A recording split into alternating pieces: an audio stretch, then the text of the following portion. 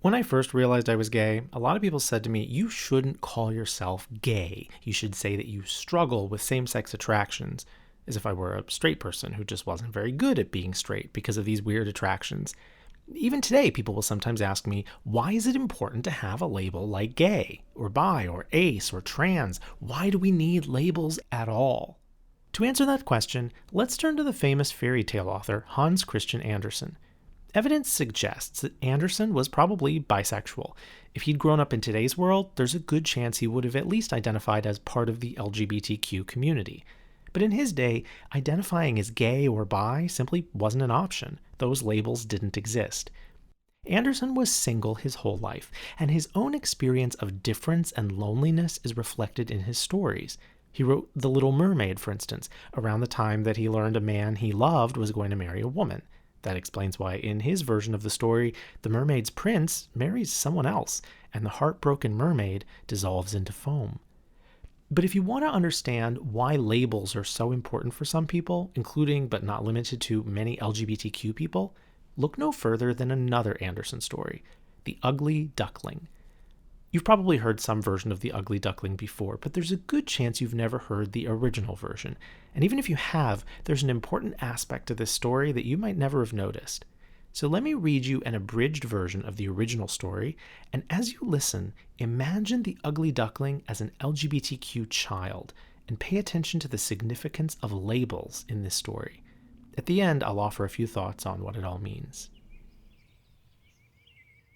It was lovely summer weather in the country, and the golden corn, the green oats, and the haystacks piled up in the meadows looked beautiful. In a sunny spot stood a pleasant old farmhouse close by a deep river, and from the house down to the waterside grew great burdock leaves, so high that under the tallest of them a little child could stand upright. In this snug retreat sat a duck on her nest, watching for her young brood to hatch. She was beginning to get tired of her task, for the little ones were a long time coming out of their shells, and she seldom had any visitors. At length, one shell cracked, and then another, and from each egg came a living creature that lifted its head and cried, "Peep, peep." "Quack, quack," said the mother, and then they all quacked as well as they could, and looked about them on every side at the large green leaves. "How large the world is," said the young ducks, when they found how much more room they now had than while they were inside the eggshell. "Do you imagine this is the whole world?" asked the mother. "Wait till you have seen the garden. It stretches far beyond that to the parson's field, but I have never ventured to such a distance. Are you all out?" she continued, rising. "No, I declare, the largest egg lies there still. I wonder how long this is to last. I am quite tired of it." And she seated herself again on the nest. "Well, how are you getting on?" asked an old duck, who paid her a visit. "One egg is not hatched yet," said the duck. "It will not break. But just look at all the others. Are they not the prettiest little ducklings you ever saw? They are the image of their father, who is so unkind he never comes to see." "Let me see the egg that will not break," said the duck. "I have no doubt it is a turkey's egg. I was persuaded to hatch some once, and after all my care and trouble with the young ones, they were afraid of the water. I quacked and clucked, but all to no purpose. I could not get them to venture in. Let me look at the egg. Yes, that is a turkey's egg. Take my advice. Leave it where it is and teach the other children to swim." "I think I will sit on it a little while longer," said the duck. "As I have sat so long already, a few days will be nothing." "Please yourself," said the old duck, and she went away. At last the large egg broke, and a young one crept forth, crying, "Peep, peep." It was very large and ugly. The duck stared at it and exclaimed, "It is very large, and not at all like the others. I wonder if it really is a turkey. We shall soon find it out, however, when we go to the water. It must go in if I have to push it myself." On the next day the weather was delightful, and the sun shone brightly on the green burdock leaves, so the mother duck took her young brood down to the water and jumped in with a splash. "Quack, quack," cried she, and one after another the little ducklings jumped in. The water closed over their heads, but they came up again in an instant and swam about quite prettily with their legs paddling under them as easily as possible, and the ugly duckling was also in the water swimming with them. "Oh," said the mother, "that is not a turkey. How well he uses his legs, and how upright he holds himself. He is my own child, and he is not so very ugly after all, if you look at him properly. Quack, quack! Come with me now. I will take you into grand society and introduce you to the farmyard." So the mother takes them to meet some of the other ducks, including an honored old duck. The ducklings did as they were bid, but the other ducks stared and said, "Look, here comes another brood, as if there were not enough of us already. And what a queer-looking object one of them is. We don't want him here." And then one flew out and bit him in the neck. "Let him alone," said the mother. "He is not doing any harm." "Yes, but he is so big and ugly," said the spiteful duck, "and therefore he must be turned out." "The others are very pretty children," said the old duck with the rag on her leg. "All but that one. I wish his mother could improve him a little." "That is impossible, your grace," replied the mother. "He is not pretty, but he has a very good disposition, and swims as well or even better than the others. I think he will grow up pretty, and perhaps be smaller. He has remained too long in the egg, and therefore his figure is not properly formed." And then she stroked his neck and smoothed the feathers, saying, "It is a drake, and therefore not of so much consequence. I think he will grow up strong and able to take care of himself." "The other ducklings are graceful enough," said the old duck. "Now make yourself at home, and if you can find an eel's head, you can bring it to me." And so they made themselves comfortable. But the poor duckling, who had crept out of his shell last of all and looked so ugly, was bitten and pushed and made fun of, not only by the ducks but by all the poultry. "He is too big," they all said, and the turkey cock, who had been born into the world with spurs and fancied himself really an emperor, puffed himself out like a vessel in full sail and flew at the duckling and became quite red in the head with passion, so that the poor little thing did not know where to go and was quite miserable because he was so ugly and laughed at by the whole farmyard. So it went on from day to day till it got worse and worse. The poor duckling was driven about by everyone. Even his brothers and sisters were unkind to him and would say, "Ah, you ugly creature, I wish the cat would get you." And his mother said she wished he had never been born. The ducks pecked him, the chickens beat him, and the girl who fed the poultry kicked him with her feet. So at last he ran away, frightening the little birds in the hedge as he flew over the palings. "They are afraid of me because I am ugly," he said.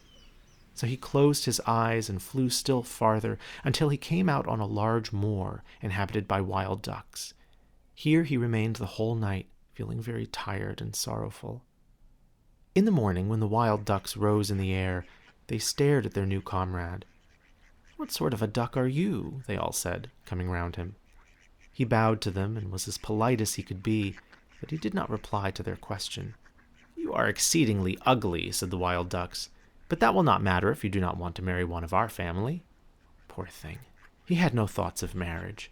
All he wanted was permission to lie among the rushes and drink some of the water on the moor.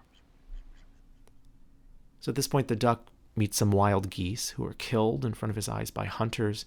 He narrowly escapes dogs, and then eventually he takes shelter in a cottage with an old woman, a cat, and a hen. "What is that noise about?" said the old woman, looking round the room. But her sight was not very good.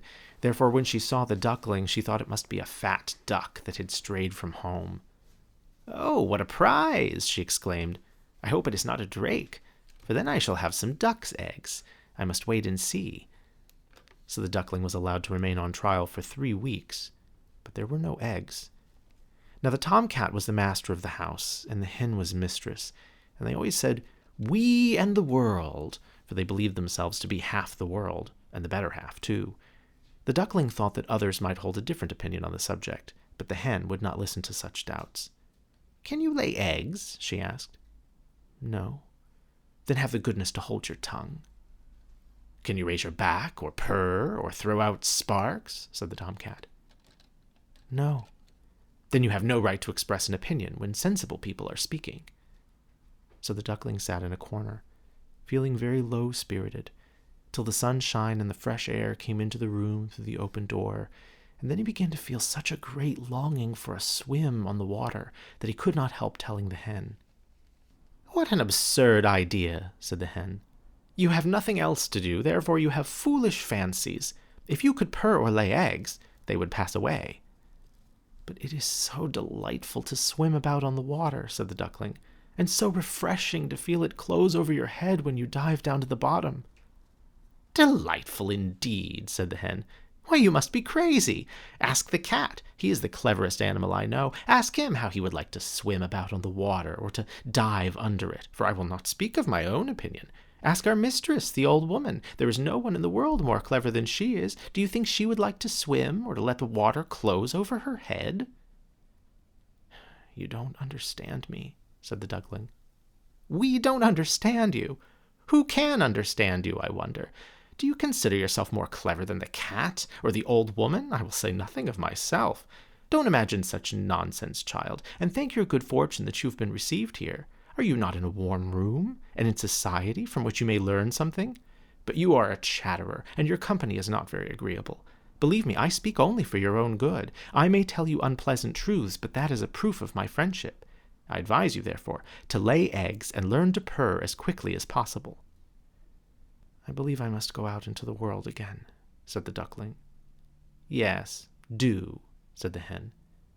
So the duckling left the cottage, and soon found water on which it could swim and dive, but was avoided by all other animals because of its ugly appearance.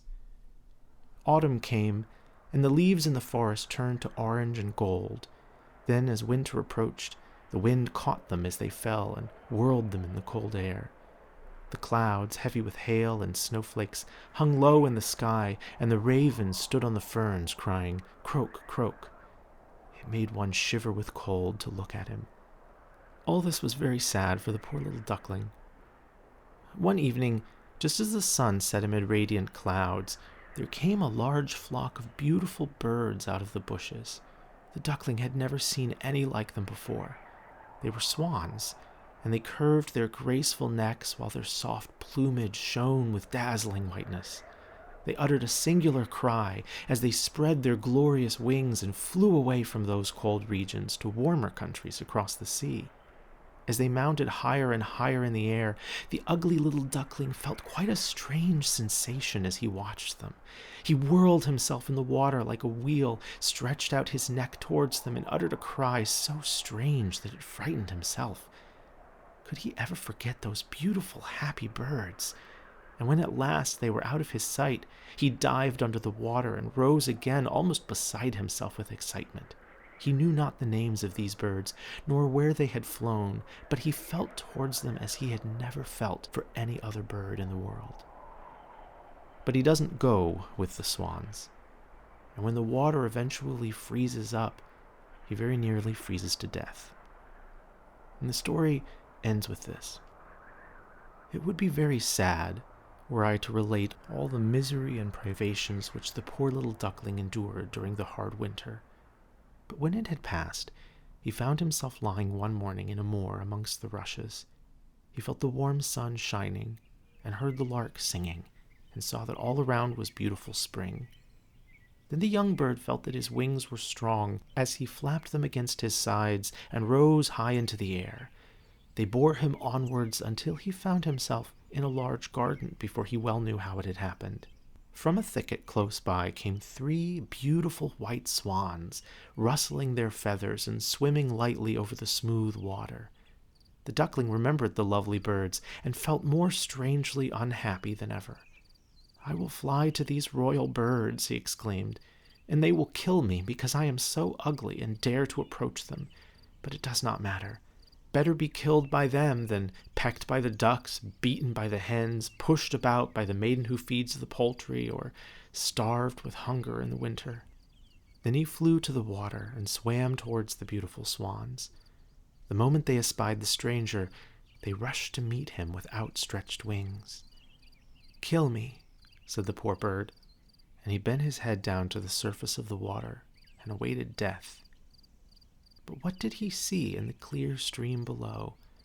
His own image, no longer a dark gray bird, ugly and disagreeable to look at, but a graceful and beautiful swan.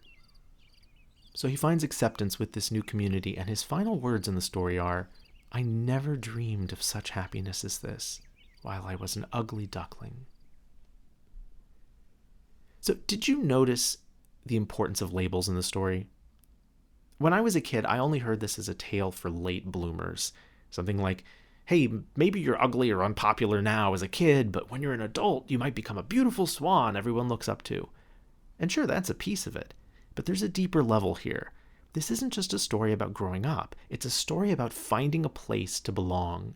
This baby swan grew up in a family of ducks, and his mother, by trying her best not to label him as different, unintentionally condemned him to a life of misery. Because without a label, swan, to explain why he was different, the default assumption was that he was just like everyone else in his family, a duck. But even when he tried his very best, this baby swan could never be a duck, just like he could never be a hen or a cat. Things he longed for would always seem strange to them. Things that came easily to them would not come easily to him. It wasn't until he found the right label for himself, to recognize that he was a swan, not a duck, that he was able to find his community and begin to thrive as himself. This is why it's important for people to have access to labels if they want them. Because when there are no labels, people tend to assume that others' experiences are just like theirs. Taking away the labels of swan and duck just causes these ducks to assume that every waterfowl is a duck. In a society without the labels gay and straight, people tend to assume that everyone is straight.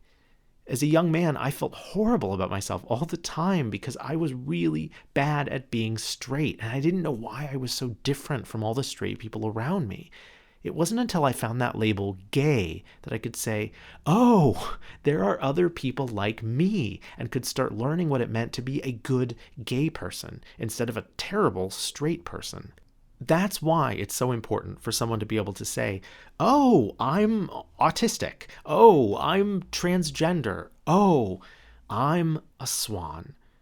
No wonder I was so terrible at being a duck. Because I was never a duck.